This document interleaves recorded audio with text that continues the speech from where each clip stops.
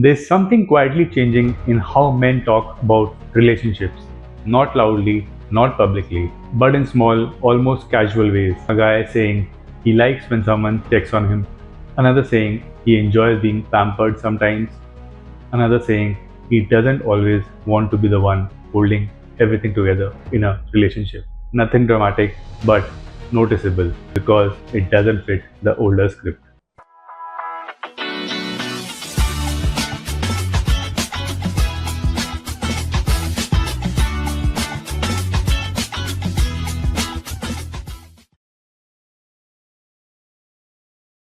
For a long time, men were taught a very simple emotional role: be stable, be dependable, don't need too much, don't ask for too much, and most importantly, don't make your emotional world someone else's responsibility. So, over time, a lot of men learned to shrink that part of themselves, not because they didn't feel anything, but because there wasn't much space for it.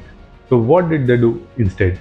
They adapted. If something felt heavy, they handled it alone. If something felt unclear, they stayed quiet. If something felt like need, they often renamed it as not important. And life went on like that for a while. But something is different now because the world men are living in today is not the same one they were emotionally trained for. Relationships are more open now.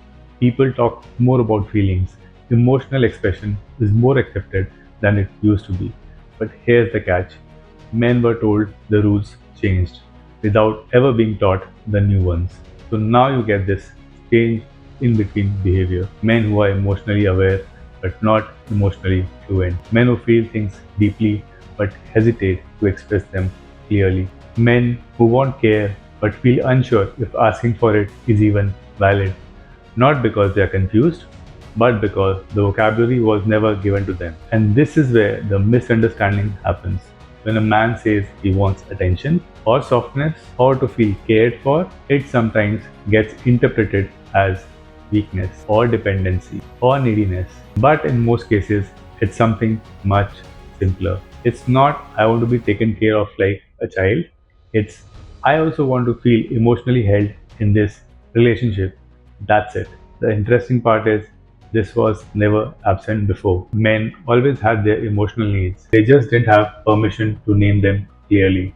So they showed them in indirect ways: through distance, through humor, through silence, through overworking, through distraction. But now something is shifting. Not because men are becoming less masculine, but because they are becoming more direct about what they actually feel. And that creates confusion in a system that was never designed for that kind of clarity. Because if you have only ever seen one version of masculinity, the composed, unaffected one, then anything outside that looks unfamiliar, even when it's just honesty. It's not that men suddenly started needing emotional care. It's not they stopped hiding it as well as they used to. And that changes how relationships work because now emotional effort is no longer assumed to be one directional. It becomes something both people have to navigate. Not equally in effort, but equally in awareness.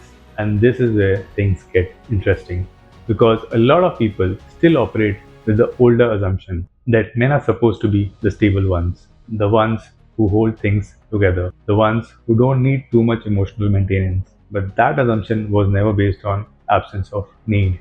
It was based on absence of expression.